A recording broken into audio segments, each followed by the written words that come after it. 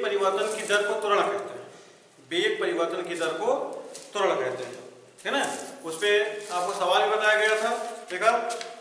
अब देखिए इसे में आगे आपको बताते हैं। अब गति के समीकरण क्या है? गति के समीकरण, गति के समीकरण। पहला समीकरण प्राप्त करने के लिए देखिए, मान लेते हैं कि कोई ये है, कोई वस्तु है, ये रास्ता है, कोई वस्तु है जो यहां से चलना शुरू करती है। कितने वेग से? u वेग से। u वेग से मान लेते हैं चलना शुरू करती है और कुछ समय t समय तक मान लेते हैं चलती है। t समय चलने के बाद उसका वेग देखते हैं यहाँ पे क्या हो रहा है?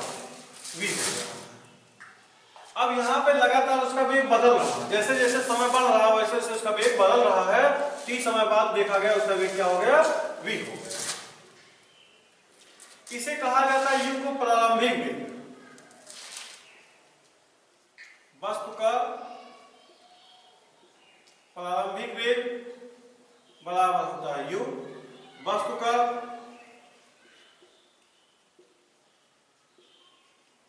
अंतिम वेग बराबर होता है v। अब जिसके दौरान प्रारंभिक वेग से अंतिम वेग होने में जो समय लगे उसे कहा जाता है समयांतराल या लगा समय बराबर t। तो अब यहां से यहां तक का जो समय लग रहा है ये t लग रहा है और वेग पहले प्रारंभिक वेग u था, यहां पे वो वेग पहुंच गया क्या हो गया? v हो गया t समय बाद। तो जब वेग में परिवर्तन हो रहा है इसका मतलब क्या उत्पन्न हो रहा है? त्वरण उत्पन्न हो रहा है। वस्तु में क्या हो रहा है? त्वरण उत्पन्न हो रहा है। तो वस्तु का त्वरण, वस्तु का त्वरण बराबर वेग में परिवर्तन, वेग में परिवर्तन बटे समय, या इसे कह सकते हैं अंतिम वेग माइनस प्रारंभिक वेग बटे समय।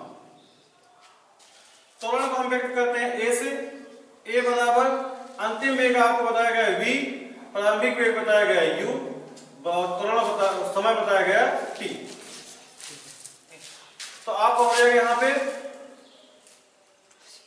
at बराबर v माइनस u, at बराबर v माइनस u, at बराबर आप हो जाएगा v माइनस u,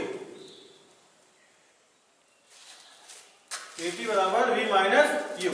तो आप हो जाएगा यहाँ पे, अब इसको 95 कर लेते हैं तो v बराबर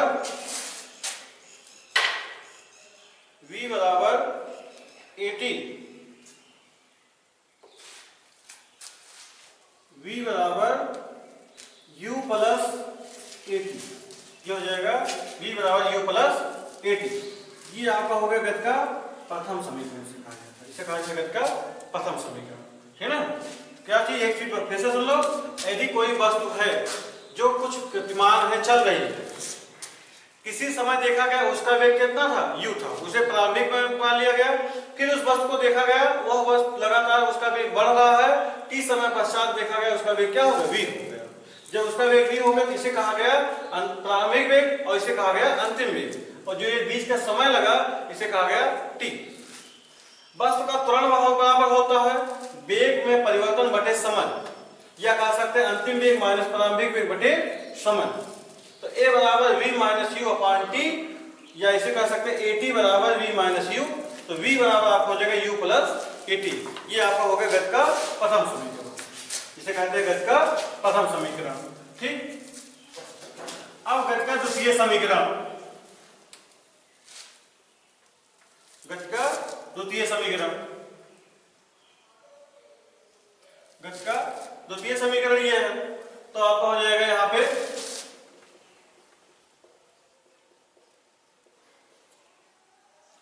द्वितीय समीकरण। तो गति का द्वितीय समीकरण के लिए आपका हो जाएगा, मान लेते हैं कोई वस्तु जो है u वेग से चलना प्रारंभ करती है और t a त्वरण से चल रही है।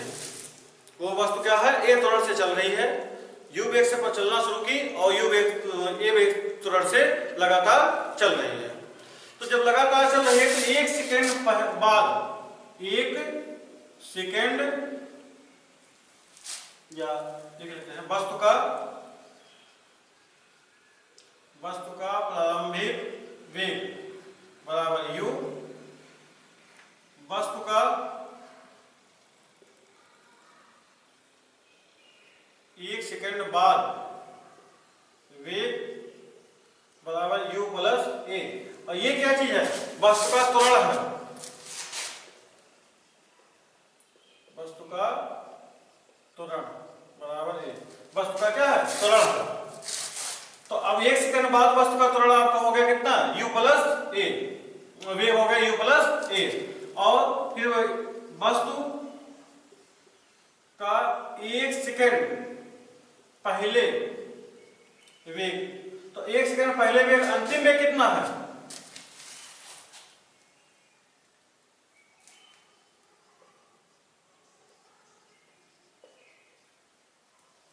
वस्तु का अंतिम वेग है v, तो माइनस कितना हो जाएगा? a, यानी कि v में से अगर 1 हटा देते हैं ये अंतिम वेग हो जाएगा।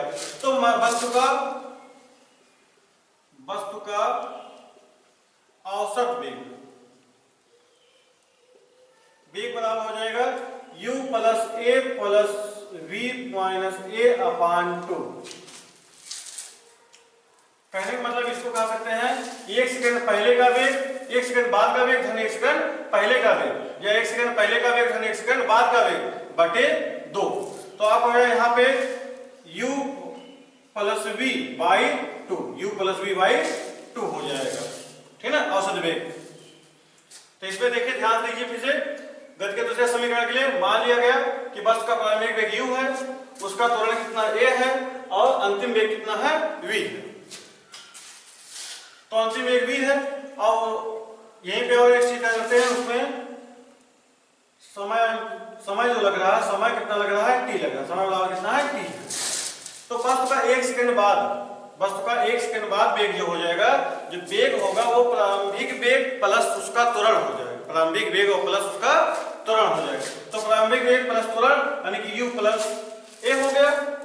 वस्तु का 1 सेकंड पहले, कहने का मतलब अंतिम सेकंड से पहले, जहां पर वस्तु रुकने वाले अंतिम सेकंड जो जहां देखा गया उससे पहले 1 सेकंड पहले वेग कितना था? तो v माइनस a हो गया। अब वस्तु का औसत वेग यानी कि यहां से जब कुछ दूरी मान लो यहां से चला यहां तक का, तो कितने स्पीड से चला औसतन, तो वस्तु का औसत वेग बराबर होगा u plus a plus v minus a by 2। तो यहां हो गया u प्लस v बाई 2, क्योंकि a प्लस में एक माइनस में है, दोनों कैंसिल हो गया, तो आपको हो गया u प्लस v बाई 2। वस्तु का इसी प्रकार से वस्तु का 2 सेकंड बाद वेग u प्लस a या लिख सकते हैं u प्लस 2a। वस्तु का 2 सेकंड पहले वेग, तो आप हो जाएगा v माइनस a बराबर v माइनस 2a। औसत वेग बराबर आप हो जाएगा u प्लस v बाई, औसत वेग बराबर हो जाएगा u plus 2a plus v minus 2a by 2। यहां भी औसत वेग आ गया u प्लस v बाई 2, तो u प्लस v बाई 2 हो गया। तो आपका हो गया यहाँ पे u प्लस v बाई 2। तो अब यहाँ पे देखा गया इस प्रकार से हम 3 सेकंड 4 सेकंड 5 सेकंड ऐसे जितने भी सेकंड बाद निकालना चाहें तो निकाल सकते हैं औसत वेग। तो वस्तु का औसत वेग जो होता है, ये वस्तु का ये औसत वेग जो है नियत होता है, वस्तु का औसत वेग कितना होता है? नियत बना रहता है। देख रहे हैं 1 सेकंड बाद भी ऐसे औसत वेग इतने पे था, 2 सेकंड बाद देखा तब भी औसत वेग उतना ही था, तो दोनों पे इस जगह औसत वेग क्या है? समान बना हुआ है। तो वस्तु द्वारा चली गई दूरी, वस्तु द्वारा चली गई दूरी बराबर हो जाएगा औसत वेग गुणे समय।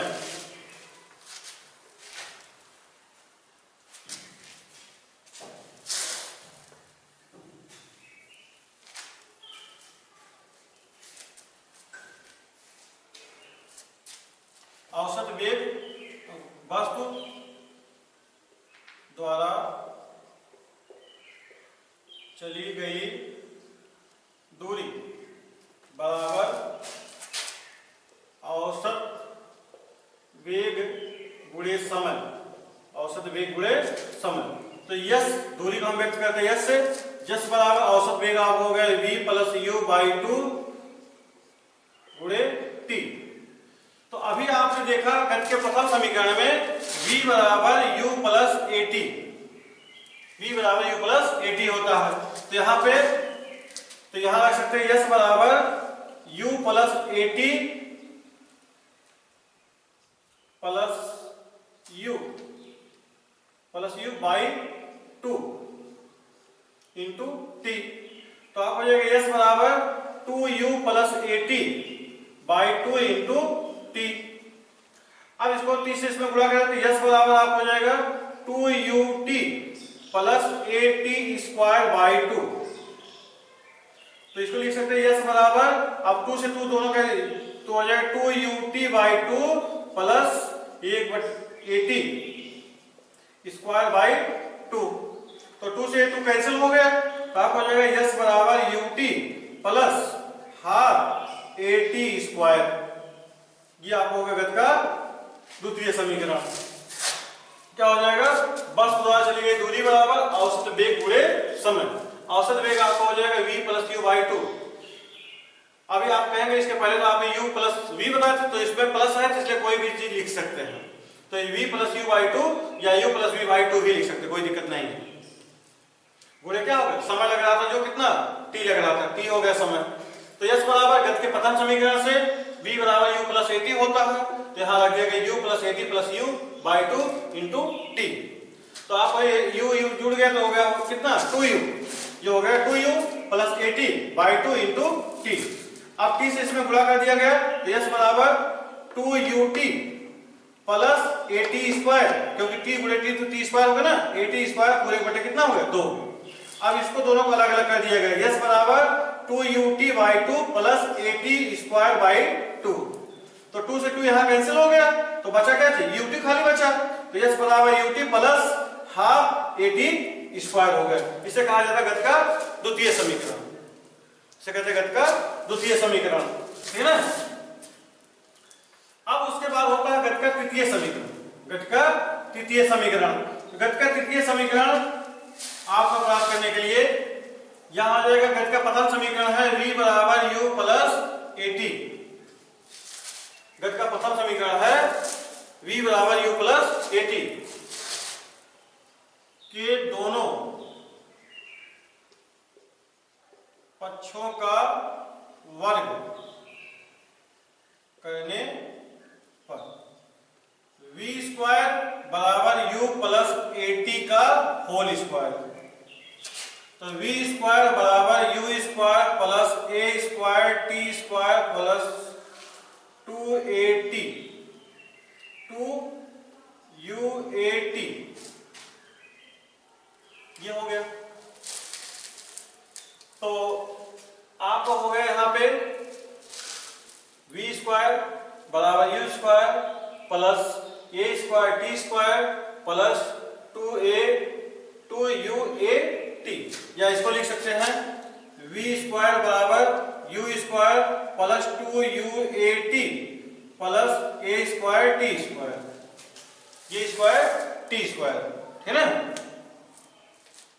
तो अब यहाँ पे हम देखते हैं, यहाँ पे आपका बन रहा क्या चीज टी स्क्वायर ए स्क्वायर। तो यहाँ पे आपको हो जाएगा v स्क्वायर बराबर u स्क्वायर, इसमें दोनों में यहाँ पे है यहाँ पे है, तो ले लेते हैं कामन प्लस 2a कामन ले लेते हैं। कितना लेते हैं कामन 2a कामन लेंगे तो यहाँ बच जाएगा ut, यहाँ बच जाएगा ut प्लस, अब 2 भी कामन लेते इसलिए यहाँ बटे हो जाएगा बटे 2, 1/2 हो जाएगा। अब a तो कामन ले, खाली यहाँ a बचा, a और t स्क्वायर हो गया।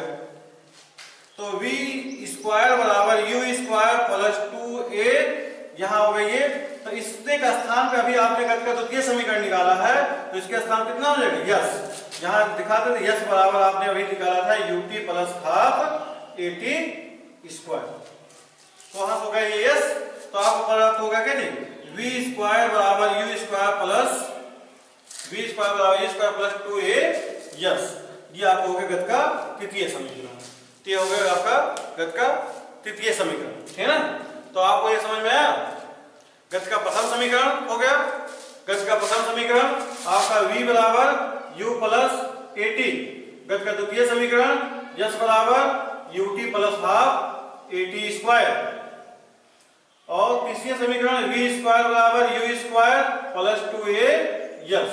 ये आपके गत के तीनों समीकरण हैं। ठीक, तो इसको पढ़िएगा। अब अगले लेक्चर में हम आपको गत का तीनों समीकरण यही तीनों समीकरण ग्राफीय विधि द्वारा, ग्राफ के द्वारा बताया जाएगा। ठीक, यदि आपको कोई भी पार्ट समझ में ना आता हो, उसको आप मेरे व्हाट्सएप नंबर पे कमेंट कर सकते हैं। मेरा व्हाट्सएप नंबर है 94 52 60 45 70 9452604570। इस नंबर पे आप कमेंट कर सकते हैं यदि आपको कोई भी पार्ट समझ में नहीं आता है।